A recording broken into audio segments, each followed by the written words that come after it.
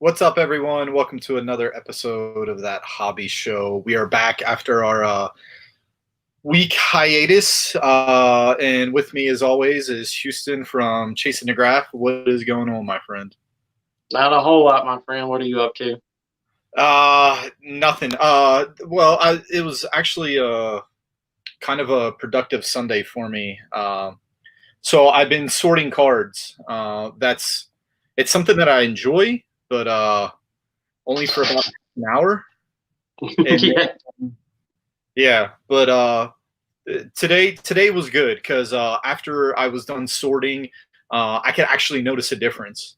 Because usually, I'll be maybe other people are like this, but I'll be sorting cards, putting stuff away, and it's like an hour later, and you look and you're like, it doesn't look like I did anything. Like the wife and the girlfriend will be like, "What'd you do? You've been screwing with your baseball cards, and it looks probably worse than you started because you start finding stuff that you totally forgot about, and yeah, you start putting things away, and yeah, so it's kind of funny though. So you see those people that are like, "Oh man, I went to Goodwill and I found a Mike Trout," or "Hey, I was going through my cards and look what I found." A dual signed Kobe Bryant and Michael Jordan relic card. But today, no shit, I was one of those people. I don't know if I totally forgot my friend sent this to me. I was organizing my entertainment center, and because I got cards everywhere, dude. He probably sent this to me 3 or 4 years ago, and it's just been setting on top of my entertainment center, and this is what it is. Mike Trout autograph.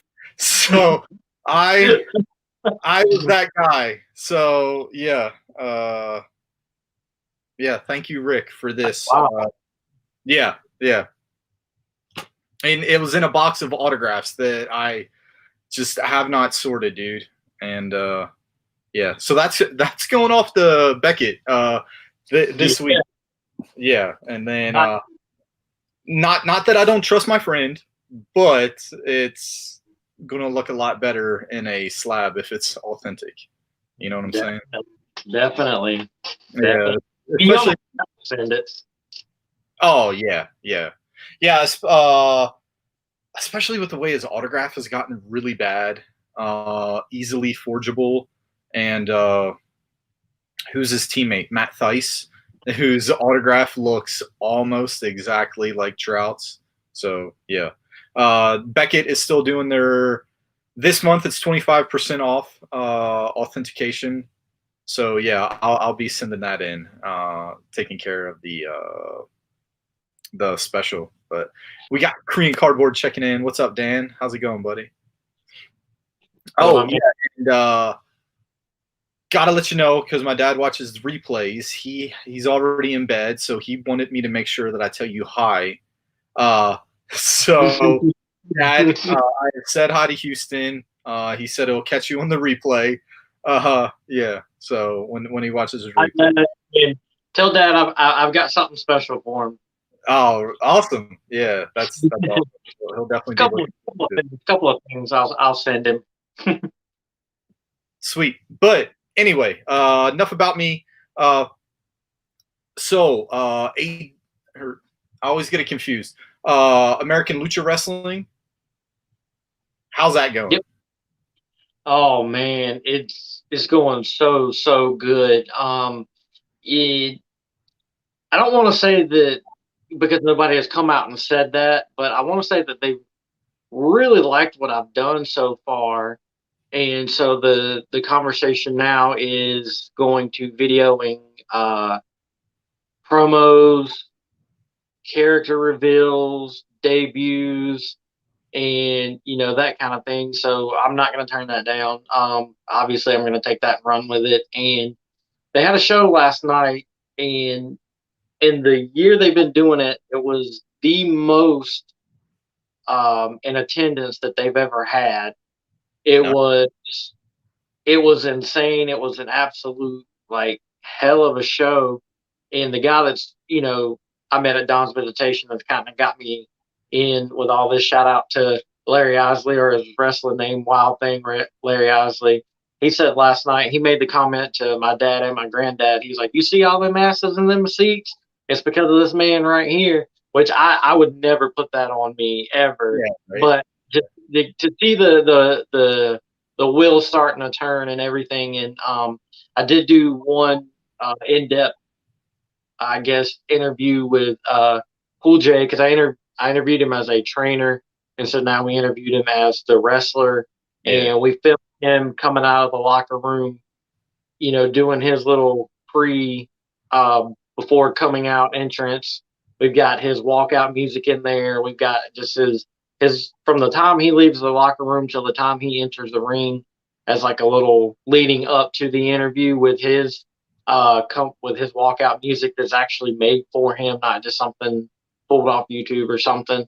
And Yeah. I put that up Friday, so it's got the whole theatrics, the walkout, and everything else. And there's 2 clips in there from a match that he had, with 2 moves in there that are moves that are seen a lot, but it's not exactly someone that made their debut out of wrestling school is going to do. So it's been a ton of fun so far, and there's a lot of good things in the works. And the I guess little promo I'm going to be doing this week, it may or may not end that well for me. So we'll just leave it at that. Nice. I hope you're finally getting in the ring. That'll be awesome. But I seen the one clip.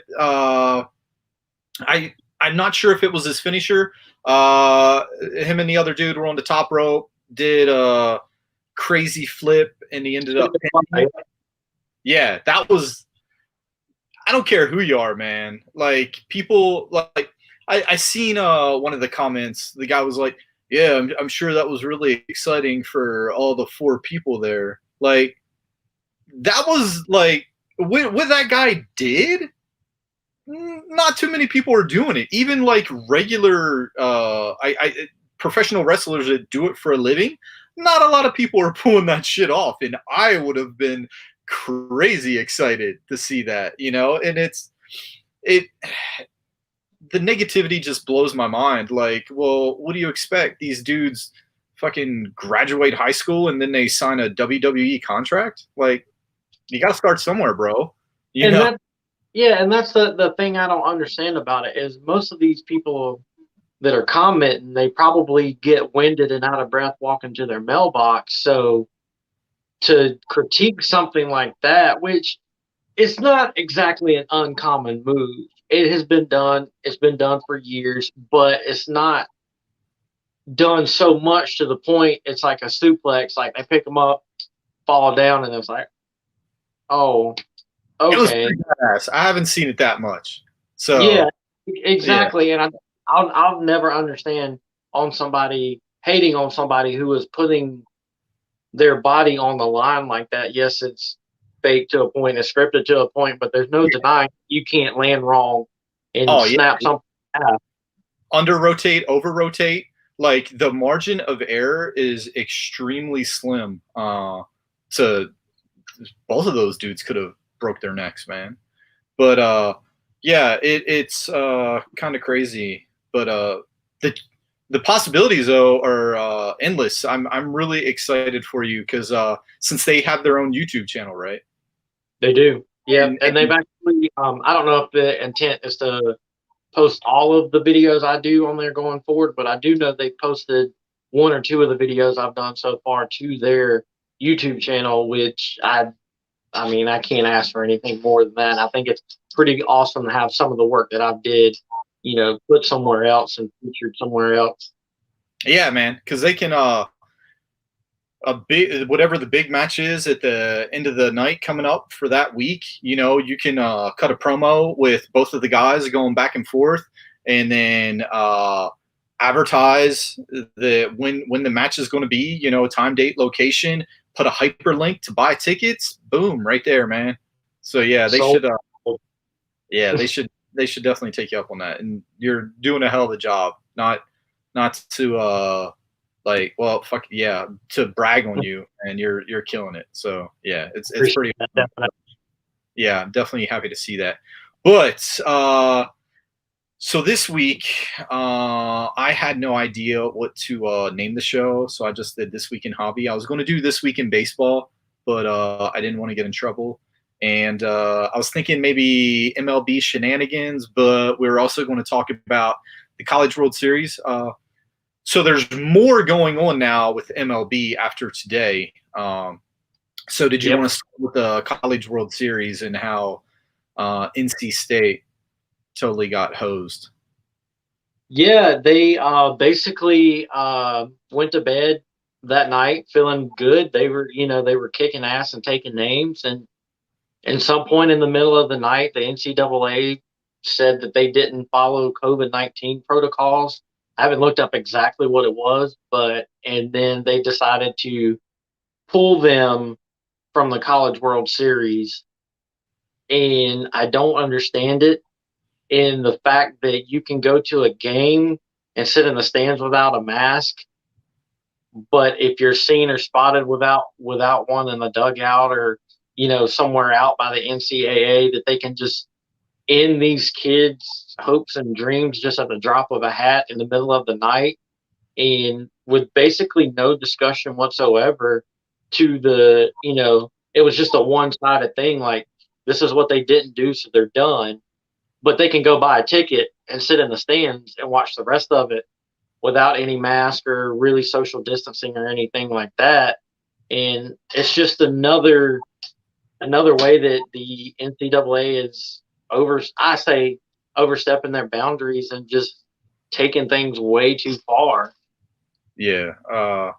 Well, they're probably a little salty after that ruling earlier in the week that it changes how players can actually be compensated while they have their scholarships. But so you're, for people that don't know, you're in North Carolina, NC State, North Carolina State.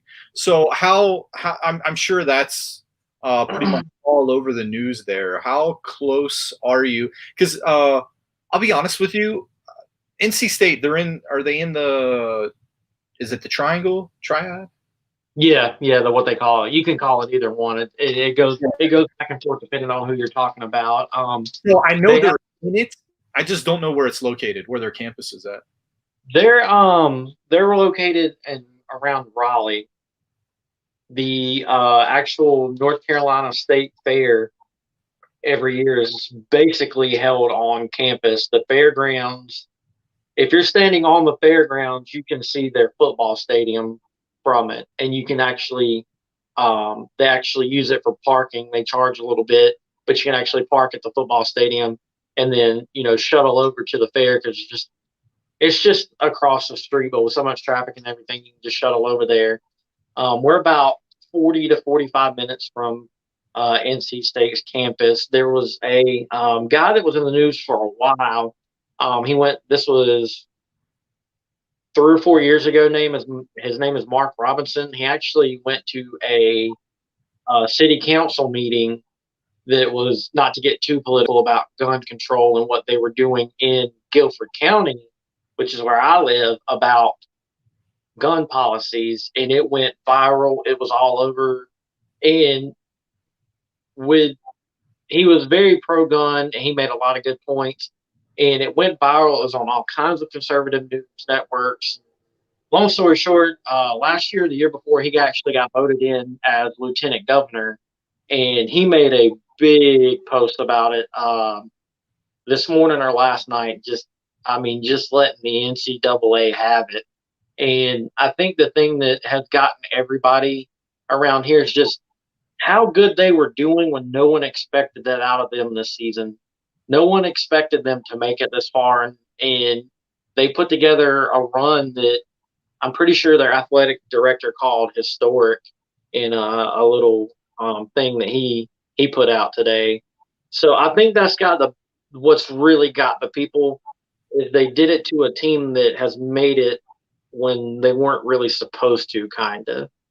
Well, I mean, if you think about it, so last year they pretty much everybody lost their season due to COVID, and those seniors from last year probably thought, well, I didn't even know that the year before I was playing my last game. So I'm not sure how many of them actually came back for, like that fifth senior year to play, but then to come back after COVID, and then you make it to the College World Series, and uh, I'm not sure if people understand the College World Series.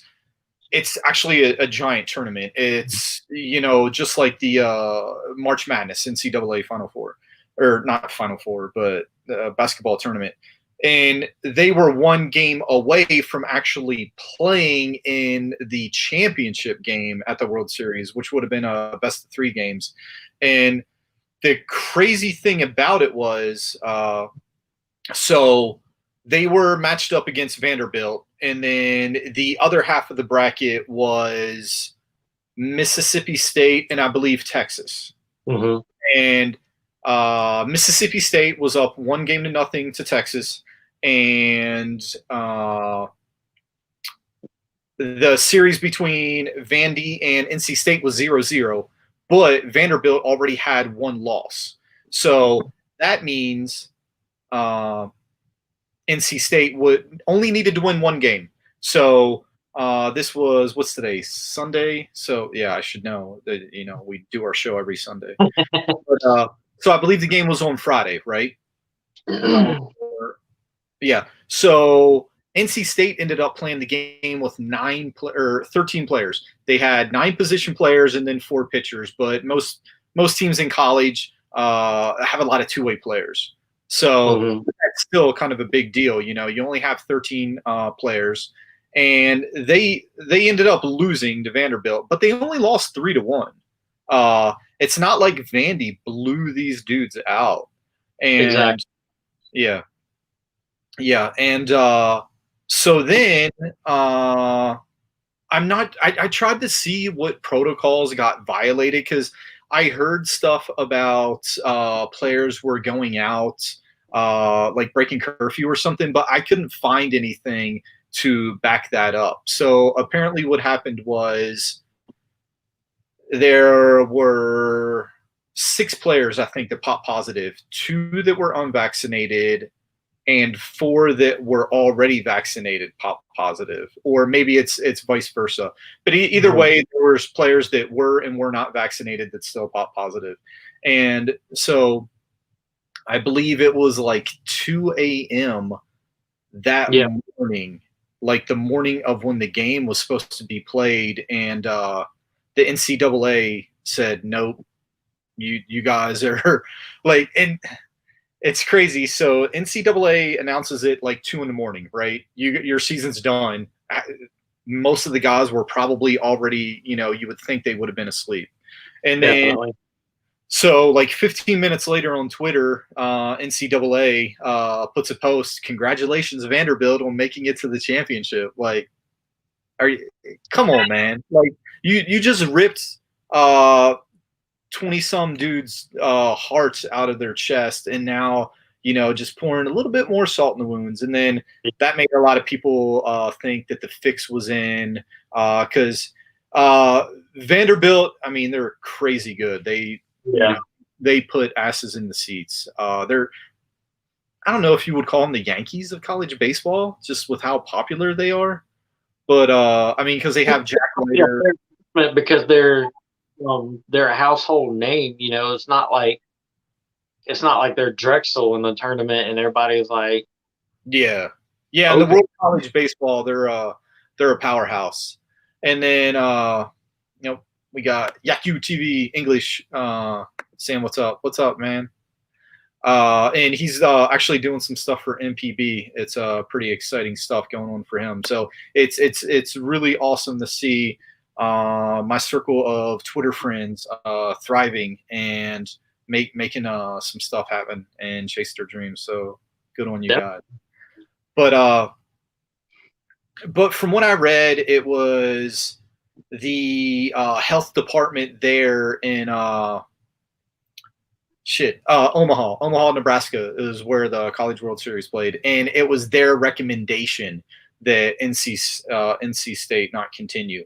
But the thing is, why not let them continue? I mean, so you take the guys that were these guys were positive. Okay, they're not playing. That's why they played with 13 people, and then test them again. And then if they don't have enough people to field a team, then you make that call. Yeah, And they weren't even given a chance because even in college basketball or the NBA, college basketball, they would, maybe like pause team activities or something like that. And yeah, I know there was a couple of teams that did in their season just because they'd rather be on the safe side. But we're not out of the woods in this pandemic by any stretch of the imagination, but we are definitely better off than we were this time last year.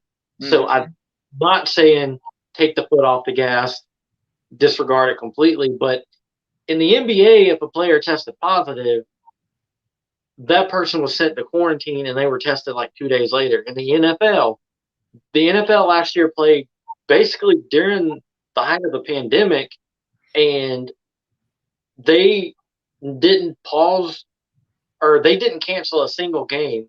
They Yeah. postponed some, moved some to certain days, and which was fine with me because we were having football on like Monday, I Tuesday, know, Wednesday. like Tuesday and Wednesday night football. I didn't know what the hell day it was, but I loved it because football was on every night.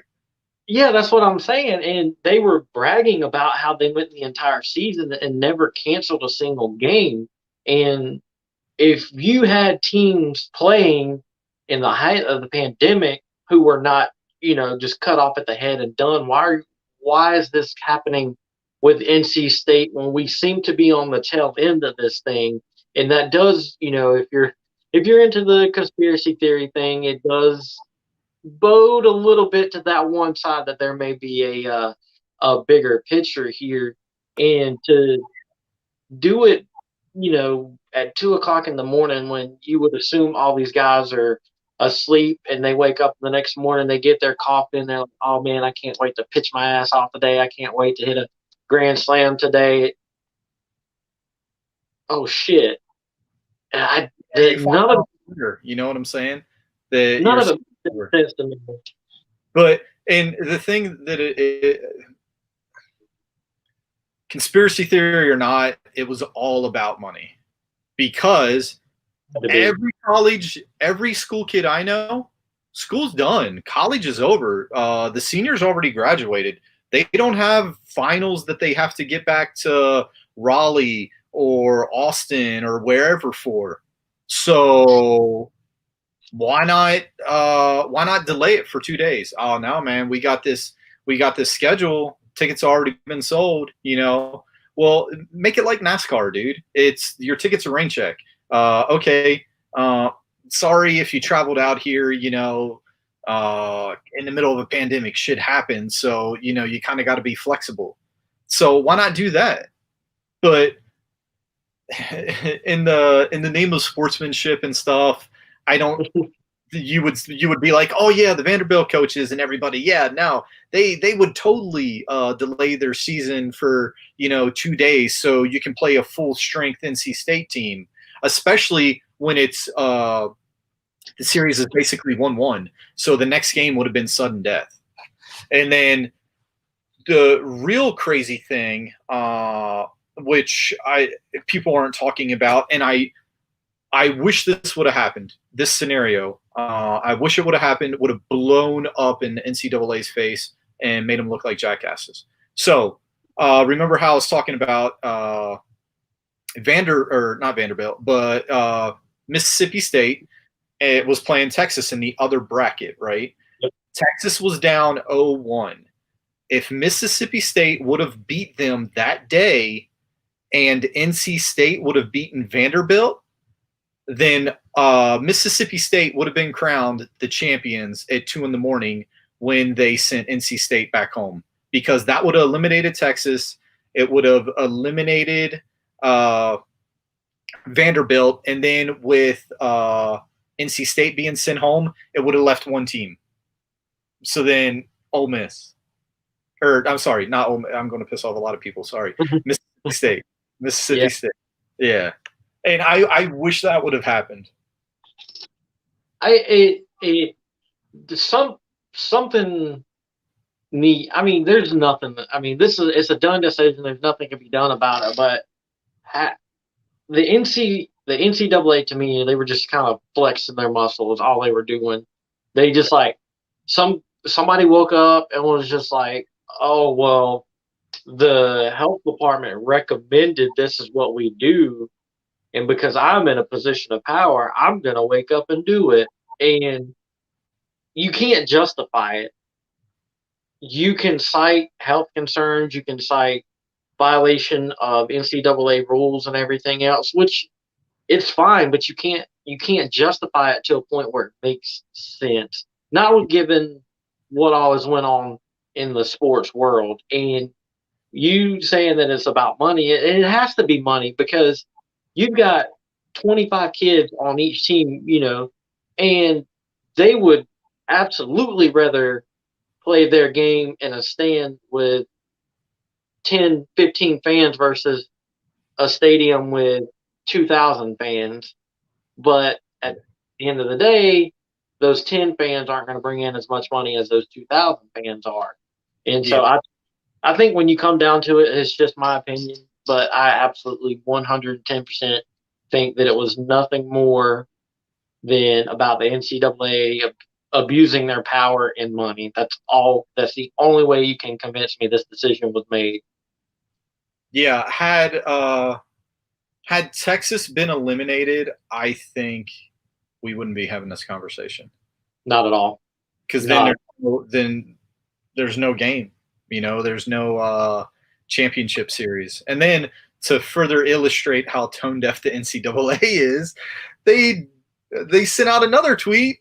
One that's congratulations on a great season, NC State, like a 3-second GIF. But then after that, or maybe it was before it, they sent out a tweet that they set an attendance record. And then you guys are worried about, the spreading of COVID of the dudes on the fields, but you're bragging about how you guys drew 23,000 people to a game. But so that's the NCAA shenanigans. I've dropped my 2 F-bombs for the day, so I gotta be good. But now to MLB, and it's like Magic Mike is happening before our eyes. Might like it, but yeah. I've seen both sides of it on social media where people are like, "Yeah, this is awesome, keep doing it," and then other people are like, "I act like you've been there before," but the Max Scherzer thing, I think, is a little crazy. What was it? He got checked 3 times within the first 4 innings, and then going back and forth with the Phillies manager Joe Girardi. And it's funny because a lot of people seen the clip of Joe Girardi coming out of the dugout going, "Come on, you want to go?" And they thought Girardi was actually yelling at Scherzer. He wasn't yelling at Scherzer. He was yelling at Kevin Long. They used to be coaches together on the New York Yankees, and now Kevin Long is, I believe, he's the hitting coach for the Nats. And Girardi was yelling at him, saying, "You want to go, K Long?" Which I would have liked to have seen, him come out of the dugout. That would have been pretty cool. But it's gotten kind of ridiculous how it's one of those things where the umpires aren't really exercising discretion, where they could have been like, "All right, Joe, come on, this is enough," And then me being an Orioles fan, a couple days ago, the Orioles called up a 33-year-old rookie named Mickey Janis. He is a knuckleball pitcher. For anybody that knows anything about pitching, you do not want the ball to rotate on knuckleball. So he's the last guy in the world that you would think would be using a substance to help with his spin rate. Now, maybe a little bit of sandpaper in his glove to try and get that knuckleball to dance a little bit, But even that dude, they were checking after he was done pitching. They're like, yo, man, your knuckleball had 3 RPM. That shit ain't flying. We need to check it out and see what you were doing because that is too high. And then there was another one that I think it was on the same night as the Scherzer incident that didn't get too much attention, but Sergio Romo, I'm not sure if you've seen his deals with the A's. Like he got his knees. Yeah, the umpires just kind of like motioned to him, and he's like taking everything off, drop trowel right there in front of everyone. And myself, I find it hilarious. I think it's funny because I think the whole thing is ridiculous. And one of the things, though, I collect a lot of game used or team issued stuff. And I was at the D-backs game last month, and they had hats that were team issued, covered in pine tar, and I should have bought one. I should have just bought a nobody, but me being me, every time I buy something, I want to be able to try and get it autographed. And the bad thing is that the hats that they had, I had never heard of the players, dude. So I don't even know if the guys were released or not, because I don't want to ask the guy about it, because like you could put your hand underneath the bill of the hat and the hat would stick. And so I did end up buying a hat. It was Merrill Kelly.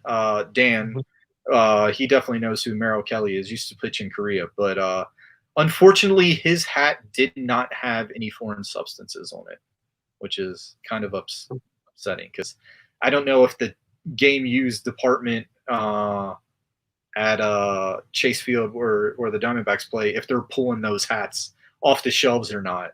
Because I mean, it wasn't too obvious, or it wasn't too it was very obvious, but probably not where you can see it from far away. But it was pretty insane. I think the umpire check is a thing now. We're here. Let's deal with it. There has to be some type of limitations put in place for this check, and this is why. Because has Manfred not, for the last several years, been bitching about the pace of the game, and now you're slowing it down even more than it was before you put these rules in place? Yeah. So now you're making yourself look like an idiot. So do some type of limitations. You get 1 check per inning. Yeah. Whatever. Or you get 2 checks per player. Or you get 3 checks per game, and if for some reason you forget about it and you call for a 4th check, that's an automatic out. There is limitations that can be put in place, and I think it's just like with anything else. They put these rules into place, and they didn't think that these coaches were going to find a way around it. Like Target, we're going to put limit on cards. You can only get them Friday mornings at 8 a.m. So the people are like, okay, well, screw you. I'll camp out for 4 days to get there. And I think it's along those same lines that they just put this rule down and was like, this should take care of the problem. The coaches or the manager of the opposing team can call for a check at any point during the game.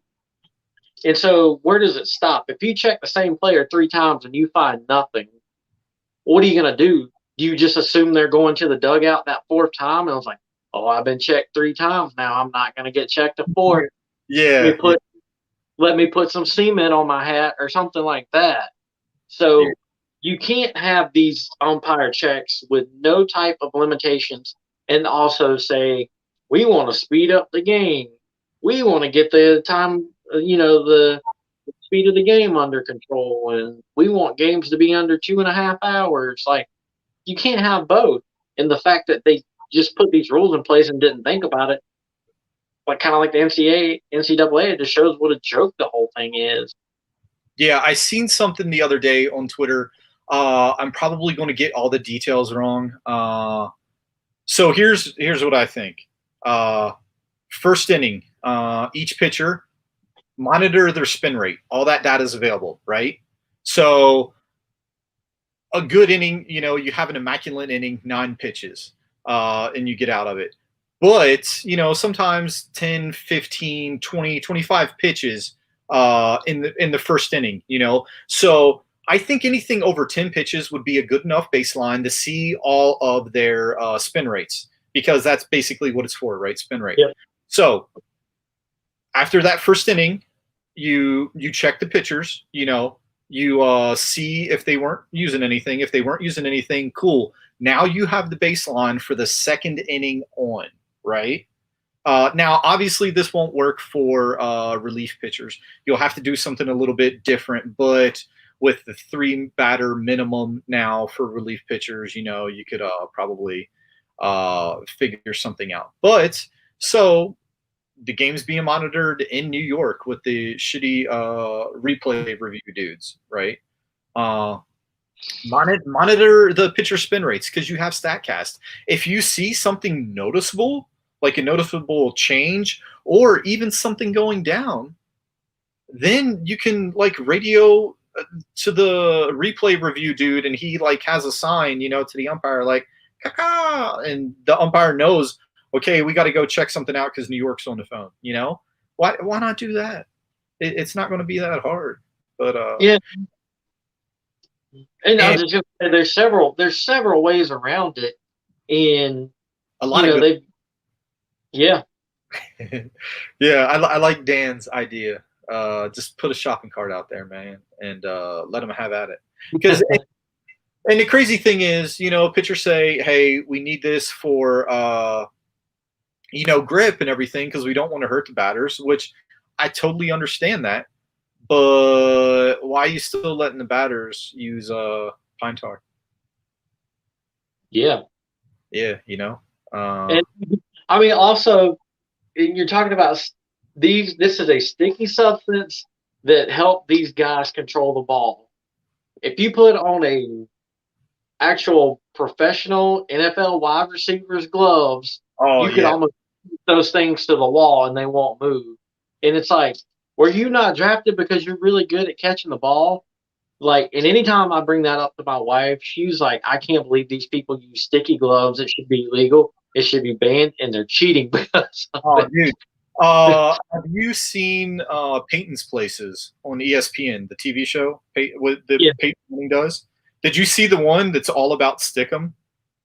No, Oh yeah, I forget the guy for the Raiders that would use it, and they would show, he would put tape all around his arms, right? He would tape up his arms, and then he would put the Stickum all over his arms and shit. And he would have to have people take his jersey and stuff off for him because it's stuck. Like, he'd never be able to get it off. Yeah.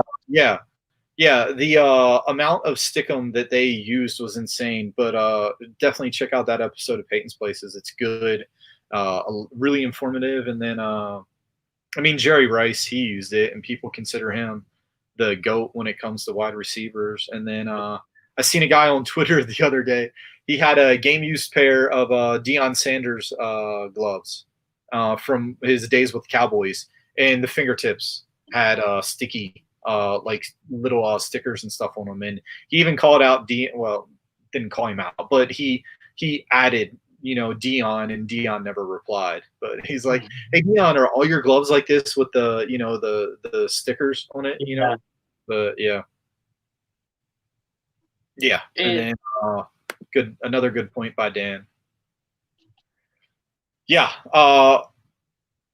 because that's what the umpire is. You guys are the officials. You're supposed to have the final say, and you're supposed to you're like the parent. You got to keep your children in line. So they'll get offended because the umpire is or they'll get offended that players are questioning the strike zone and all that stuff. But then you're cool with letting them, do this. And then another good point by Dan, which is a super famous picture of Yadier Molina a few years ago when he blocked that ball in the dirt, and then he stood up and he couldn't find the ball, and the ball was stuck to his chest protector. The dude was standing Yeah, up. He was standing up, and it looked like he had a giant like a cyst on his chest protector. The freaking ball was stuck to it. You know. like one of those Velcro games. It's like a Yeah, Velcro ball with a yeah. Velcro That's what it sticks was. to it. Yeah. It was insane, and everybody's like, "Oh man, that Yachty, he is so crazy. That's why we love him." You know, nobody was like, "You just defied the law of physics, man. What the hell is going on?" That you gravity Better does not be with your chest protector, like, but better yeah. not be doing that. hmm hmm And then one of the other things I've heard, which I never thought about that made perfect sense.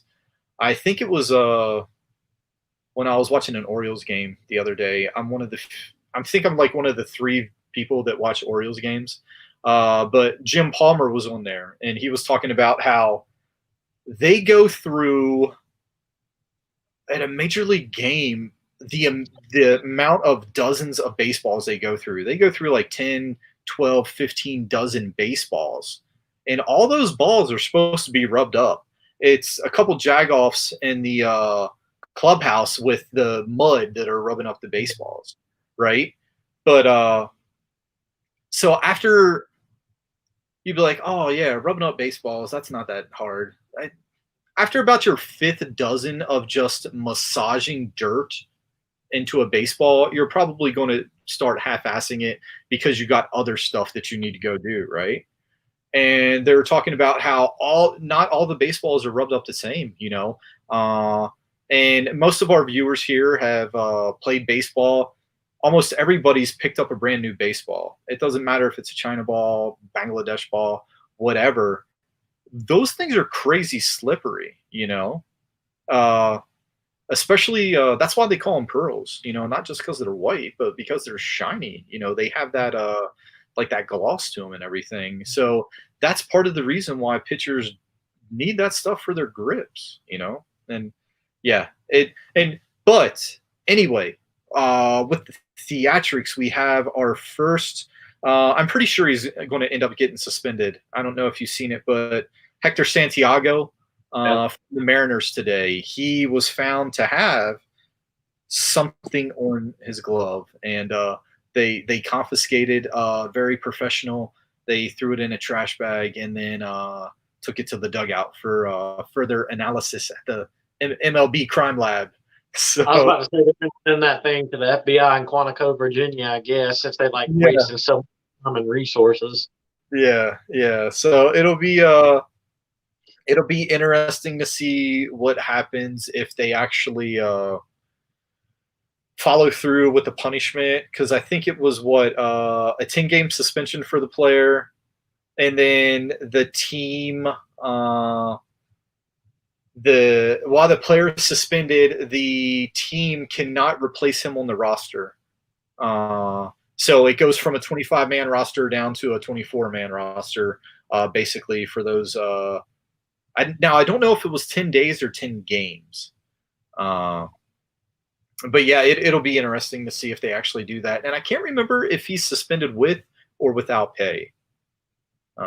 Their union is pretty strong, so I'm not really sure what it is, but yeah, it'll be crazy to see what happens. I do know like last week or the week before, I got an ESPN notification, and they were talking about how basically how hard they're going to be on this, and that they, in a roundabout way, plan on making examples out of people. So if it does come back to be something more than where he went to spit his bubble gum out and it just landed on his glove, then it'll be like you're saying, it'll be interesting to see how they handle it. They are indeed going to make an example out of him, and you know, Yeah, it's kind of sucks though that it's Hector Santiago will end up being the martyr. It'd be better if it was somebody more popular, like Trevor Bauer. yeah. Because I seen he did a video. He's extremely active on Twitter where he mixed the rosin and sunscreen together, and he actually got the ball to stick to his hand. With yeah. So he's kind of like a little mad scientist out there. So it would have been cool to see maybe if he got caught with it, with somebody as vocal and as popular and unpopular or hated as he is, if they would have stuck to their guns and followed through with it. But, yeah, but yeah, I thought this would be a quick show. It's actually gone pretty long, and Yeah. another one. So I know you have your other show that you'll need to be doing here in a little bit. So I will wrap it up, and then we can try and figure out what we're going to talk about next week. Kind of like Pinky and the Brain. What are we going to do next week? Yeah. Yep. Hey, my buddy Boudreaux checking in from Louisiana. So what's up, Brock? Yeah. But anyway, I have nothing to plug. I'm going to try and start opening up more baseball cards, throwing that up on the Charm City Autographs YouTube channel. I was biting my fingernails earlier this week, so I got to give them time to grow. So that way, Yeah. me shit about my gross fingers, and they end up tuning out because they don't like my fingernails. So here in another week, and then I'm going to try and be a little bit more professional and order a break mat from Inked Gaming. I'm just working on the design. And then, yes, Dan, I will be trying to buy two rainbow boxes. KBO, the Korea Baseball Organization, has a new box that they're coming out with. I like the design. The shitty thing is, it's all parallels. Like, I don't even think Dan can probably correct me if there's even technically a base set. And yeah, like me. So IPC Byung Ho Park. Dan pointed out to me the other day that he only has 5 cards in the set. He only has 5 for me to collect the rainbow. Other people can have up to 15 cards. And yeah, so Dan just said no base set. So you have your 1 of 1s, your 1 of 5, your 1 of 10, your 1 of 15, your 1 of 100. All of these are in the box. And then you have your guaranteed 1 autograph per box. So I'm kind of worried about that it may sell out. And this is the first Korean release that has a card of Shin Soo Choo. You probably know the former Texas Ranger and everything, Cleveland Indians, Cincinnati Reds, Seattle Mariner. Yeah, so this will be his first release. So that coupled with the 1 autograph per box, I'm kind of worried that it's going to end up selling out. But that release comes out in a couple days, and I have all of my G Market points and my my G Market coupons downloaded. So hopefully on release day I can use them, because I have one it's like 20% off, and that'll take care of the $50 shipping from South Korea. But if I don't get it, no big deal. But yeah, I'm just I need to stock up on some KBO cards in case they actually come back to Tucson next year for spring camp. Because in previous years, like 4 or 5 guys, or 4 or 5 teams actually would come out to Arizona. But then last year, because of COVID, they stayed in South Korea. And then so I'm hoping they actually come out to Arizona next year, and then I'll have some stuff. Yeah, Brock, we talked about NC State, our dislike of the NCAA. It's like NCAA and Rob Manfred every day. The hatred level, kind of they jockey on who's more of a jackass. But yeah, we are definitely pro NC State. Yeah, and but yeah, so that's all I have going on. What do you got? I did thanks to you and using StreamYard, I was able to do my very first live graph talk segment yesterday. And for the people that don't know, it's just been me talking on the phone to the other person, but now you've got the visual of us talking side by side. I did it with Olympic semifinalist in track and field, LaRon Bennett. He was super fun to talk to. The interview's 25 minutes ish. but we talked for like an hour total afterwards and everything. Super awesome guy. He's got a book coming out, basically about him, his I guess comeback, if you will, because he missed being in the Olympics by 1/10 of a second. Mm. And so yeah, that just basically him taking that, getting something positive from it, and moving on. He's got a book coming out, and you can pre-order that at LaRon Bennett with 2Ts.com. So if you want to check out the very first live streamed side by side, two people talking to each other, Graph Talk episode, it's up and available. Nice. And then American Lucha Wrestling. Yeah, they had an event last night. I'm not sure when the next one's going to be. I know I'm going to be going Tuesday or Wednesday this week and filming something with a wrestler whose gimmick is a very dark and demonic type of gimmick. Yeah. So we've got some ideas in the works, and it's not going to be your average sit down and be like, let's talk about your hopes and dreams Yeah. kind of. So if this goes even like a fourth of what we've talked about, it's gonna be pretty damn good. Awesome. I can't wait. Yeah, I checked them out. I still have to watch the one that you did with the I was going to say umpire because I've been talking about baseball, but with the ref. That was your Yeah, interview you did, yeah. yeah. That was the second one I did with referee Josh Bear. He was a little bit nervous beforehand because he's never done anything like that before, not on camera. Yeah. He did one other thing before. It was like just an audio only thing, but he nailed it. He did super good. I didn't have to coach him into any questions. He really went into the questions and elaborated and was just like, yeah.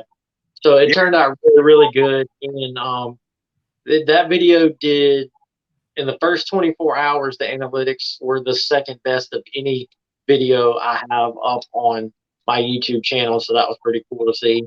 That's awesome. Yeah, and it's kind of crazy how when you approach people about being on your show, like how excited they get because they're like, "Wow, man, I've made it. This Yeah. dude wants me on his YouTube channel, and he has 75 followers. Like, this shit is gonna be huge." And then you're like, but like in the beginning when we would do this, I would be super, super nervous because I would picture like all these people looking at me like, you are such a horrible POS. Like, why do you have a show? But now, it's kind of like you tone all that out and you don't get nervous and everything. And it's like, yeah, I'm a big deal, Yeah. but I'm The kind radio of the radio a content creator, local YouTube celebrity in my cul-de-sac. I'm kind of a big deal. Yeah. It's like my neighbor thinks I'm the shit. What's up? Yeah, yeah. But anyway, though, yeah. Thanks everyone for tuning in. Brock, that NC State conversation. It's like the first half hour, dude. But yeah, pro Wolfpack only as far as the baseball tournament goes. Everything else, Fear the Turtle and Forks Up U of A or ASU, not U of A. Ugh, yeah. But anyway, thanks everyone for tuning in.